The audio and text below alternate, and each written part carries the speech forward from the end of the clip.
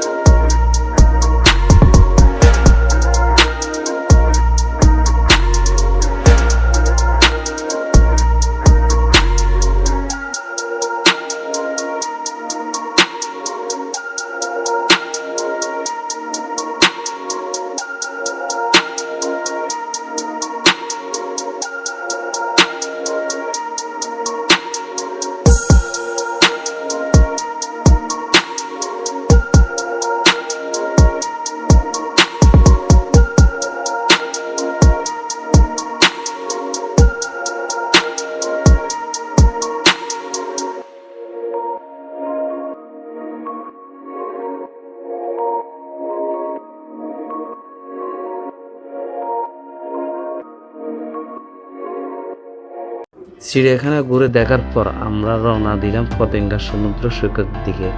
পথে আরও আবহাওয়া পরিবর্তন, কোথাও হালকা বৃষ্টি, কোথাও আবার রোদ। এই পরিবর্তন আবহাওয়া পুরো ভ্রমণকে আরও আকর্ষণীয় করে তুলেছে। অবশেষে আমরা পৌঁছে গেলাম পতেঙ্গা সমুদ্র সৈকতে। সমুদ্র বিশাল ঢেউ, ঠান্ডা বাতাস আর চারপাশে সুন্দর পরিবেশ সত্যি মন ভালো করে দেয়। এখানে এসে মনে হয় সব ক্লান্তি দূর হয়ে গেছে।